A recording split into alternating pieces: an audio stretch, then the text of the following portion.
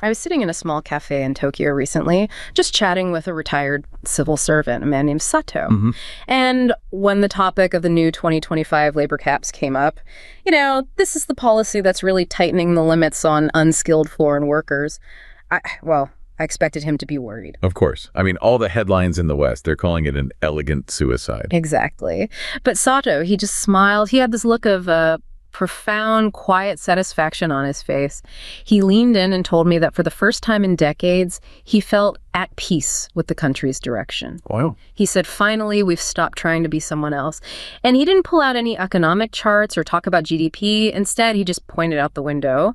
To what? To a construction site nearby. And there were no shouting crews, none of that chaotic energy you'd see in, say, London or Paris. It was just two supervisors and a fleet of automated pavers working in this eerie, synchronized silence. Wait, the robot. He whispered to me, look at them.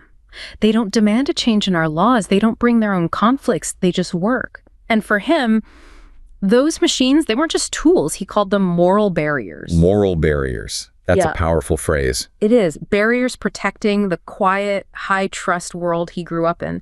But then the conversation, it took a really interesting turn. I mentioned how, some European cities are using mass migration to solve the exact same labor shortages. And how did he react to that?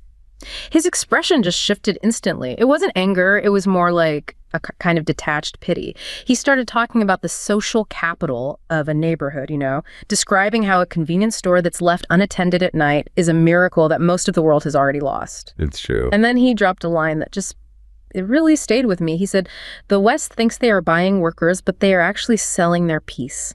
We would rather be a small, quiet island than a large, noisy warehouse. It is incredibly direct. It's a complete rejection of the whole global economic consensus. Yeah. Instantaneous. The idea that homogeneity is worth more than growth, it just left me stunned. And it made me realize Japan isn't just ignoring the demographic crisis. They are running this huge high-stakes experiment to see if a civilization can survive by choosing, robots over strangers. And it raises a question we're almost afraid to ask. Is Japan being stubborn, or are they the only ones who actually see the cliff that everyone else is walking toward? That story, it perfectly captures the profound and, frankly, the radical nature of the choice Japan is making. It is radical. It's a deliberate, calculated rejection of what the entire world economic consensus says you have to do, which is that mass migration is the only, quick fix solution for labor scarcity. Right. It's the default answer. It is. And what we're looking at here is a system that is actively choosing a path of, what some analysts have started calling pure contraction. Pure contraction. Yeah. Prioritizing social quality, stability, cultural preservation over just unchecked economic metrics like GDP growth. This isn't stagnation by accident. It feels like managed decline by design. So our deep dive today is really about unpacking this audacious experiment. That's it, exactly. We're going to explore the three key pillars of Japan's defense strategy. So first, there's the social calculation, the thinking behind maintaining that incredibly valuable, high-trust, low-crime society, which to them is a dividend worth almost any economic cost. Okay. Second, we'll look at the massive technological investment, replacing human labor with automation and robotics, that moral barrier strategy we just talked about. Or pavers. The pavers. And finally, we'll analyze how they're defending community identity through, pretty restrictive land and property policies, basically keeping their territory socially intact. It's really an exploration of whether a country can truly value its unique social fabric more than its raw output figures. Okay, so let's unpack that first argument, the one about social trust. We started with the idea of the 2025 labor caps, which they essentially codify that foreign labor is going to be strictly limited, highly specialized. And designed not to alter the cultural landscape. That's the key. Exactly.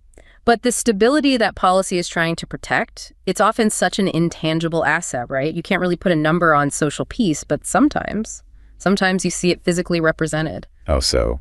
I saw this incident recently that I think just perfectly captures what we could call the invisible infrastructure of Japanese life. So picture a young student in a quiet suburb of Chiba, and she accidentally leaves her expensive smartphone on a public park bench at dusk. Oh, that's a familiar feeling. Yeah. As any other major city in the world, that phone is gone in 60 seconds. Gone. And then you start that painful cycle of insurance claims, police reports, and just that lingering sense of violation and vulnerability. But here, the story's different, I'm guessing. The girl comes back 3 hours later, and the phone is exactly where she left it. And what's fascinating about that is for many Japanese citizens, that isn't considered luck. That's just the baseline. It's the expected yield of a high-trust society. The expected yield. I like that. The national calculation behind this whole strategic policy shift seems to be that by strictly controlling who comes in, by maintaining a largely homogeneous population, the country preserves a shared moral compass.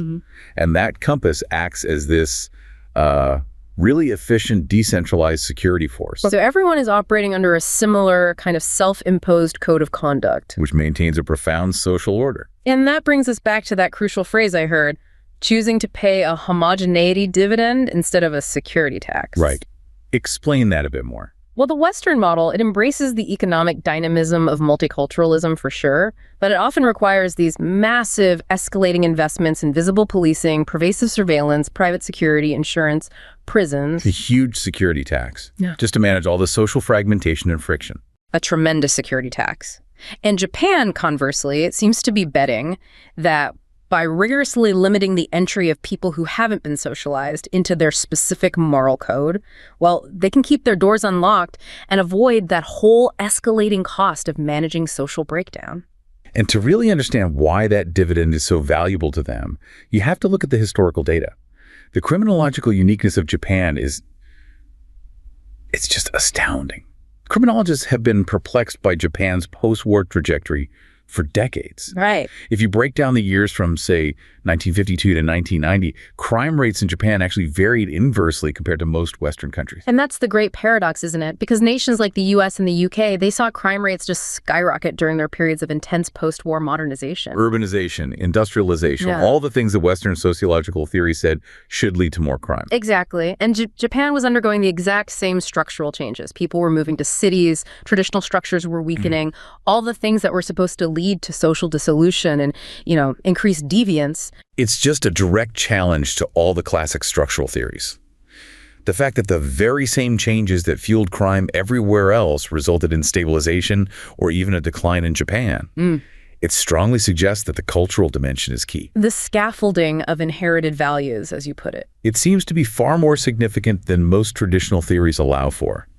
It makes the case that morality, culture, especially this kind of group-oriented morality, can actually supersede raw economic structures. And the practical implications of that, they're just staggering. The numbers really show how effective that cultural control mechanism is. Oh, absolutely. Look at the stats. Japan's homicide rate is what, something like 1/7 of the U.S.? 1/7? And robberies? They're almost unbelievably low. We're talking over 200 times lower than the U.S. rate. 200 times? This level of public safety is the peace that Sato-san described.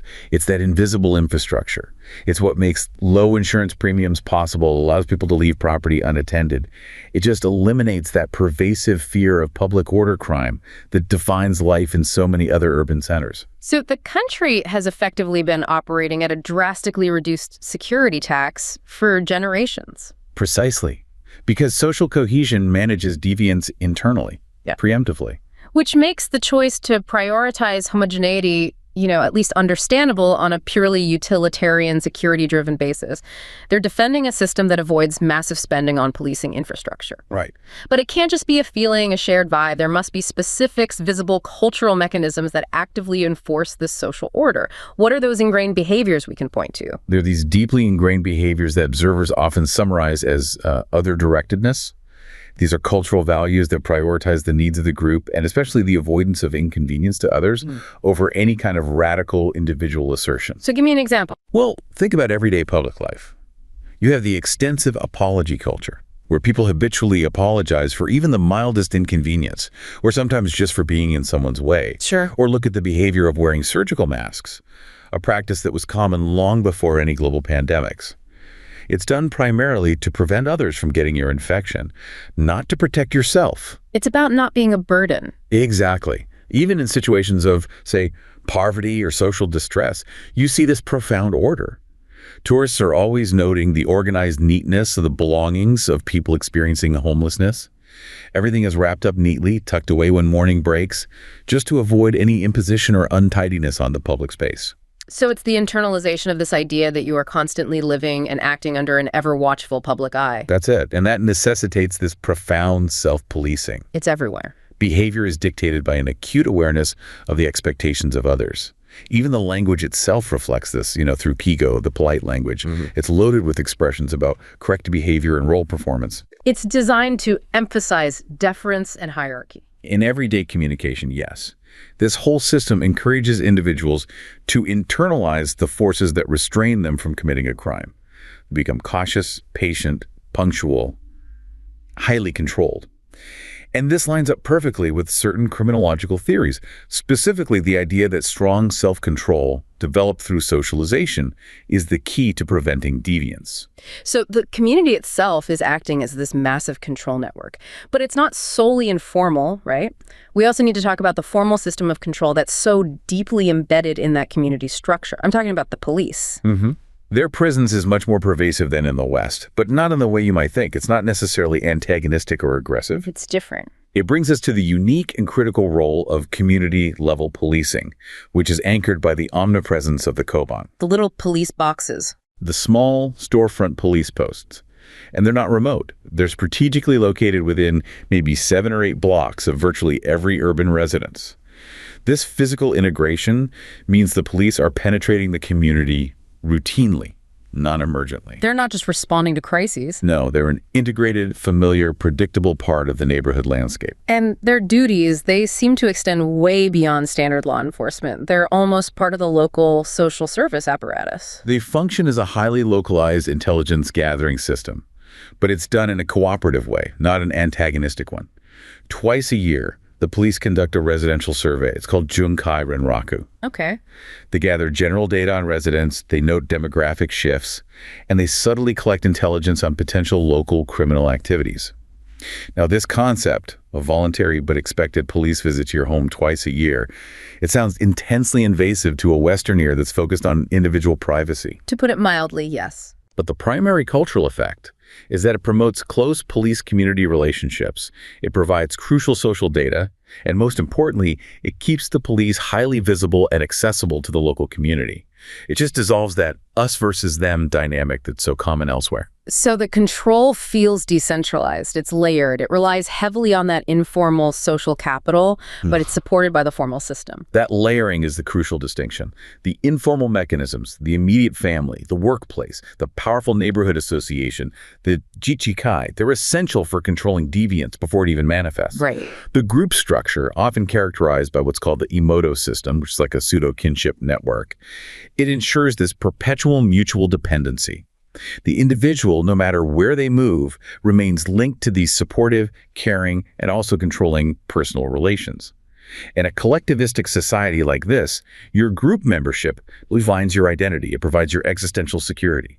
So the high price you pay for standing outside those social networks, or even just the fear of shaming your fellow group members, that acts as an extremely efficient moderator of behavior. It is. It's the constant risk of social isolation, not just legal punishment, that enforces the order. You don't just commit a crime against an individual or the state. No.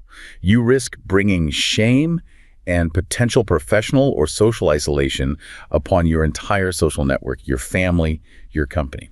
And that makes the personal cost of deviance exceptionally high. But the source material also acknowledges that this cultural structure isn't, an impenetrable barrier to crime. You mentioned 2 distinct historical periods where crime actually increased, the chaos right after the war and the stagnation of the 1990s. Yes. What do those 2 examples tell us about the limits of these cultural values?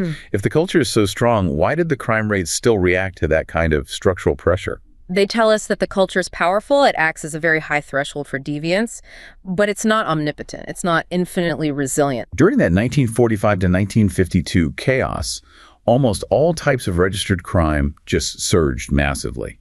This is a period of total economic devastation, social disintegration, mass unemployment, the dissolution of government authority. Complete breakdown. A complete breakdown. Crimes for sheer survival like factory and store burglaries for food and goods became rampant. And this reinforces the argument that when people are put in a complete nothing more to lose situation, when the structural base for survival has just collapsed, Yeah. Well, morality and culture are not enough. First the essential eating, then morality, as Brick said. Exactly. Extreme poverty, instability, a lack of social belonging. Yeah. They overrode the deep-seated cultural values. So the culture works best when the economic base provides at least a minimum level of stability and security. Absolutely. The cultural scaffolding holds when the economic foundation is sound. Then you look at the second period, the 1990 to 2003 stagnation, the lost decade. Crime figures deteriorated significantly then, too. It led to this widespread anxiety about a moral crisis and rising youth crime. But here again, rigorous analysis suggests that structural shifts were the primary drivers. Things like A deep, persistent economic recession, steadily rising unemployment. It went from about 2% in 91 to over 5% in 2002. Rising divorce rates, family destabilization, and the weakening of that hallowed lifetime employment system. Japan was structurally becoming a little bit more westernized in its economic uncertainty and family stress. So the core cultural values, the Confucianism, the collectivism, the other-directedness, they didn't just vanish overnight. Not at all. But the stable social structures, like secure jobs and traditional family units, the things that enabled those values to flourish, they were being destabilized by economic change. That's the most consistent finding. The values are profoundly embedded, but when economic uncertainty or social decay removes that daily scaffolding, the rate of crime goes up. But, and this is the key point, the culture still acts as a much higher threshold than in other developed countries. Which is why Japan remains so peaceful even today. Exactly. And the core takeaway for their current national strategy is this. Maintaining homogeneity is seen as the most direct path to maintaining the integrity of that cultural scaffolding. That's how you keep the security tax low and the peace high. They see introducing large-scale, disparate, non-integrated populations as a structural shock they simply cannot afford to absorb. Okay, so let's move from that social defense to the technological defense, because this is where Japan's solution gets really unique.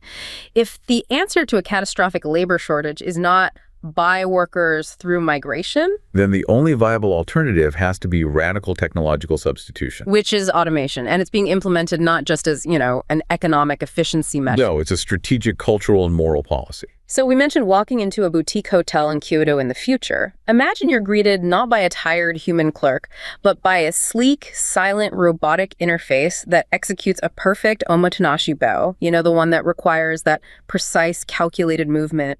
I recently read about a technician, a guy named Takashi, who spends his entire work week calibrating these machines to ensure their movements mirror that traditional spirit of selfless hospitality. So for him, the robot isn't just a replacement designed to make a human jobless. Not at all. For him, it's a tool for the preservation of a high standard of service that's becoming harder and harder to deliver in a low-wage, high-pressure environment.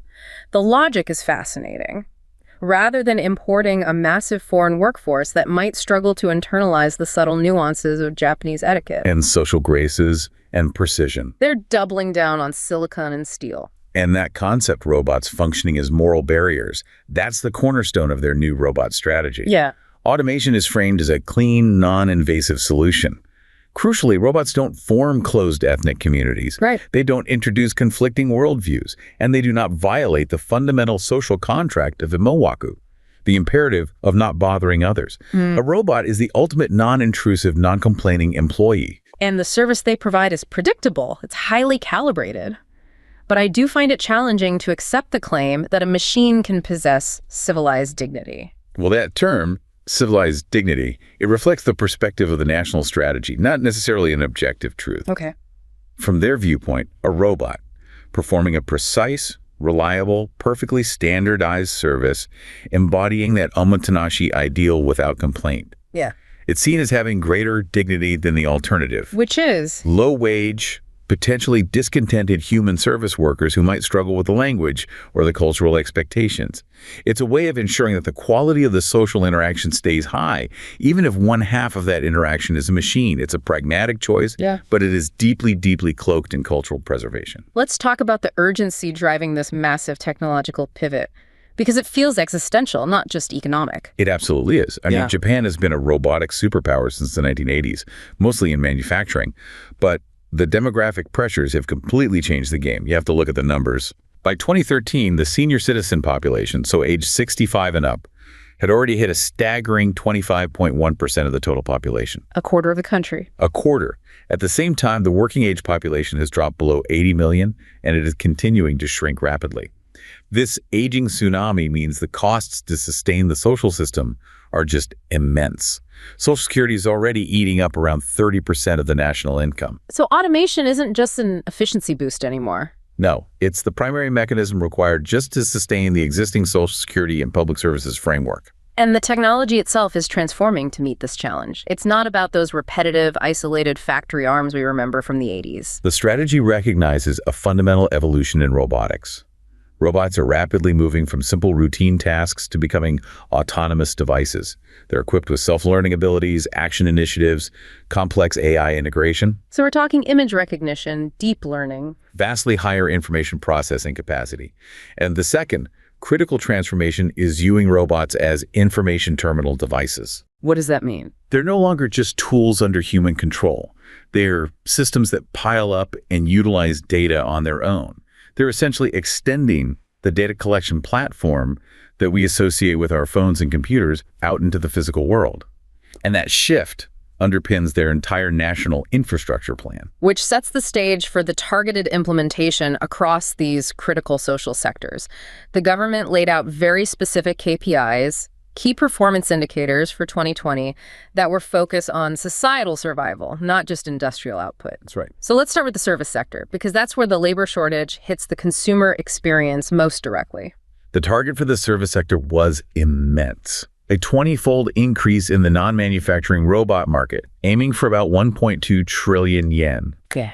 And the strategy here is highly tactical. They aren't trying to replace the smiling human at the cash register just yet. Not yet. They're focusing on the backyard operations, the simple, heavy load, physically repetitive tasks. Cleaning public spaces, order picking in vast warehouses, sorting inventory, readying trays of food in commercial kitchens, that kind of thing. So the goal is to automate the mundane and the physically demanding work.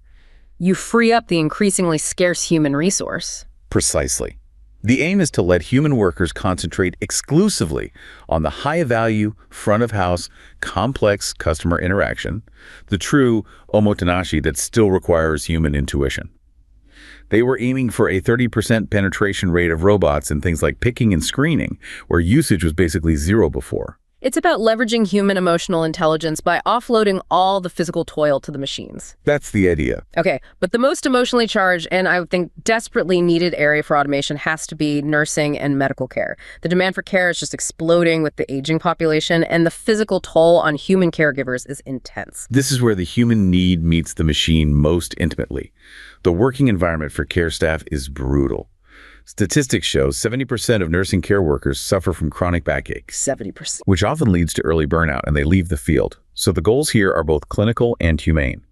Reducing caregiver backache risk to zero by using transfer robots and increasing public acceptance, both caregivers and patients, to use and receive care from robots to 80%. That 80% willingness target seems like a major hurdle. You're asking people to trust a machine with their most vulnerable moment. It is a huge hurdle, and that's why the policy focuses on functionality and practicality over, say, advanced aesthetics. The strategy explicitly recognizes that expensive, hyper-advanced humanoid robots just won't work in financially strained nursing homes. So what's the focus? The focus is on developing inexpensive, functional robots for specific high-risk tasks. Transfer support for moving patients, mobility assistance, watching over dementia patients. They prioritize practical application and getting them out there by avoiding unnecessary costly features. The robot here is a partner, protecting the human caregiver's body, not a replacement for their emotional presence. Okay, so let's pivot to the physical infrastructure of Japan. The bridges, tunnels, roads, the construction industry itself. This is another area facing a catastrophic shortage of skilled young workers. I'm thinking back to Sato-san pointing to those automated pavers. That's section 4 of the strategy: infrastructure, disaster response, and construction. The infrastructure crisis is acute. The aging population means a severe shortage of skilled engineers to maintain and inspect everything. Up to 20% of domestic assets are dilapidated or structurally important and need efficient, detailed inspection. And at the same time, the construction industry has fewer young workers, and the work is still dangerously heavy. Right. So the goal here is a 30% adoption rate of computer-aided construction technology to offset that shortage. And the technology moves way beyond just synchronized pavers. We're talking complex mapping, automated heavy equipment management. And for inspection. Specialized robots are essential for detailed infrastructure inspection that's too dangerous or inaccessible for humans. And for disaster response, surveying high-risk sites like earthfalls, volcanoes, collapsed buildings, where unmanned operations have to be just as efficient as manned ones. This entire national push, though, it carries a significant global risk, which the strategy itself acknowledges, the infamous Galapagos dilemma. Yes, the Galapagos label. It implies a society that excels in highly specific, specialized craftsmanship, like that perfect omotenashi robot or a unique construction technique. But it risks failing to create universally applicable business models or global platforms because it's so isolated. So while countries like Germany are pushing Industry 4.0 and the U.S. is driving the Industrial Internet Consortium, focusing on creating new global production standards and data platforms, Japan has to make sure it aligns itself. So the robot isn't just solving a labor shortage, it's actually a critical instrument in a global strategic play. Absolutely. The global competition is increasingly over data. And the sensor data collected by robots operating in the real world is the new oil. Japan's strategic move is to transform the entire nation into a giant, self-contained data platform to win this competition. What's the end game? The ultimate vision is a robot barrier-free society, transforming the entire country into a robot town. By bringing about daily life with robots ahead of the rest of the world, Japan establishes platform status. This involves setting international standards, securing data protocols, and creating these frameworks between industry, academia, and government. So the robot is doing three things at once. At least. It's a labor replacement, it's a cultural defense mechanism, and most importantly, it's a strategic global data collection and platform device designed to ensure their future economic relevance. Okay, so the defense of the social structure and the defense of the workplace are clear. But that third and final layer of Japan's experiment is the defense of its actual physical territory, its land, its local communities, against external economic forces. This feels like a battle over the soul of the physical landscape. This is where the demographic paradox, too many people in a few cities and almost zero people in vast rural areas, collides directly with the insatiable forces of the global real estate market. I recently read a story about a community leader, a different Mr. Sato this time, in a rural prefecture, and he stood his ground against a massive international real estate firm. What happened? They wanted to buy up a cluster of IKEA, these are the abandoned traditional houses, to build a luxury resort for global tourists. That firm offered top dollar. They promised huge tax revenues. Under new regulations, the local government prioritized community integrity over the highest bidder. And this Mr. Sato, he helped facilitate the transfer of those homes to young local families who were actually committed to living there and participating in the community.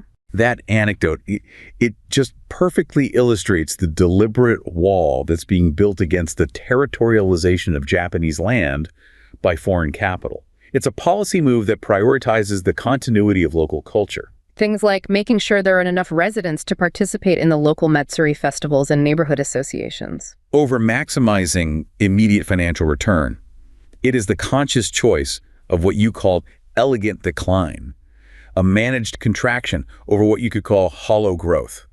Growth driven by non-participating external capital. Precisely. The scale of this IKEA phenomenon is just hard to grasp. How many of these buildings are we actually talking about? The numbers are vast, and they're increasing. There are an estimated 8 million vacant buildings nationwide, and this includes up to 1 million extant vernacular-built heritage structures, the Minka traditional farmhouses, or Mashiya, the townhouses. The total oversupply of housing is genuinely staggering. And yet, despite this massive oversupply, the housing market continues to churn out new construction. It favors this scrap and build model. Older homes are essentially deemed worthless relative to the land they sit on. Often due to stringent post-war building codes and a tax structure that favors new construction. It creates this market paradox. Right. Why aren't 8 million vacant properties just readily available and cheap to buy?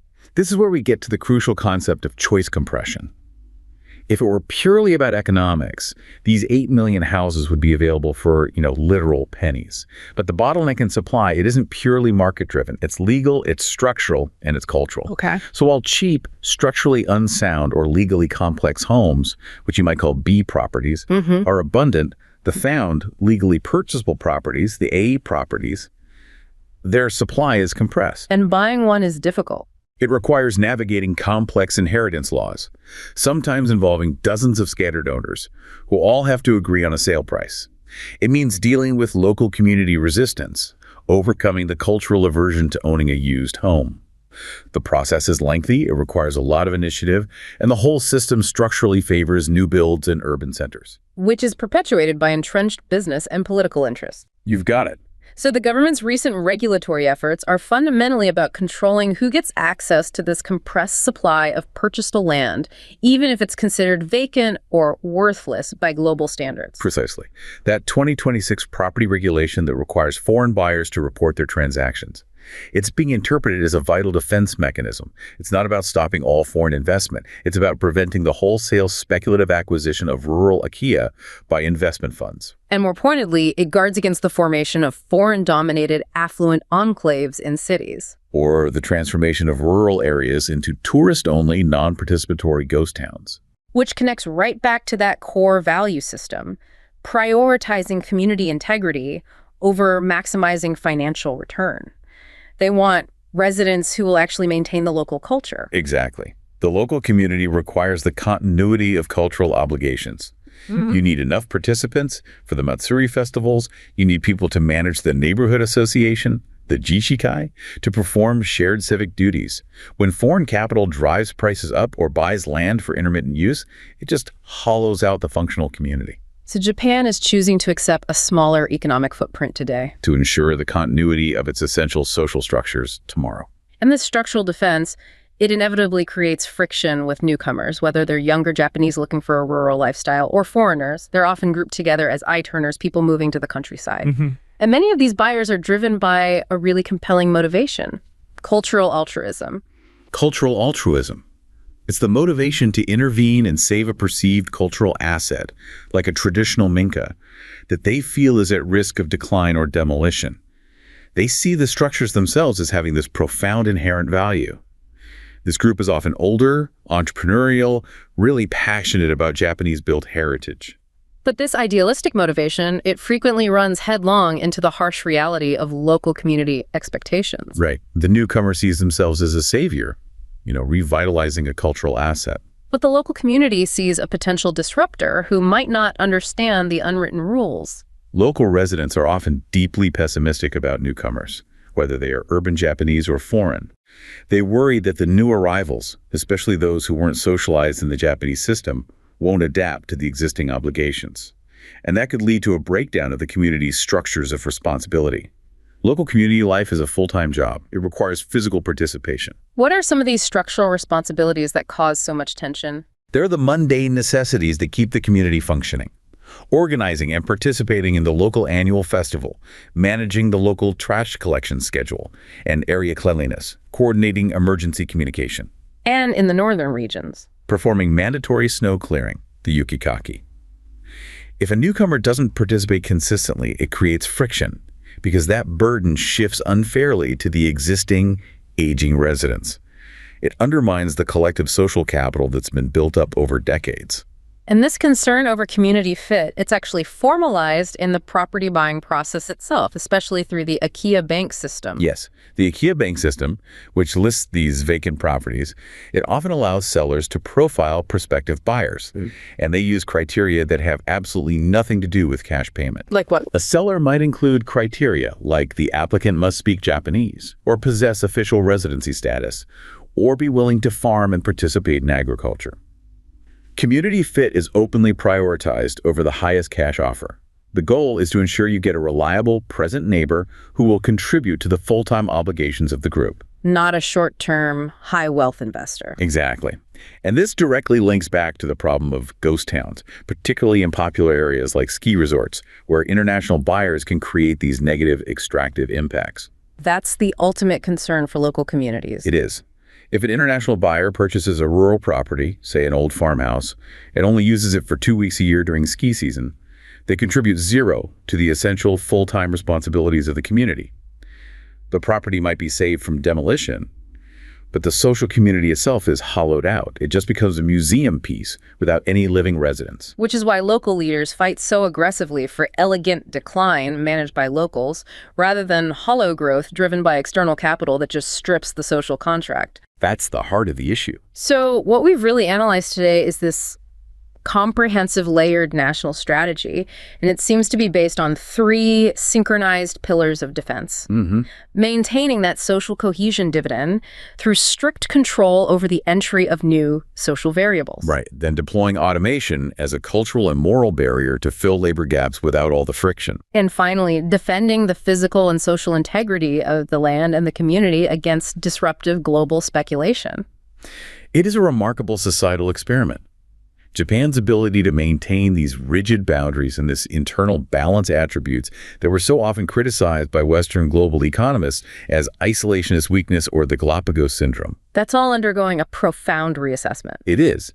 In a globally turbulent, low-trust world that's marked by high social friction and economic volatility, Japan's disciplined approach to continuity is, well, for many observers, it's starting to look less like stubbornness and more like an attractive archetype for civilizational survival. They're making a bet that the quiet, managed depth of their social order is intrinsically more valuable and ultimately more durable than expansive, noisy, potentially unstable growth. And the unique position of Japan today is that it is quietly proving a profound point to the rest of the world.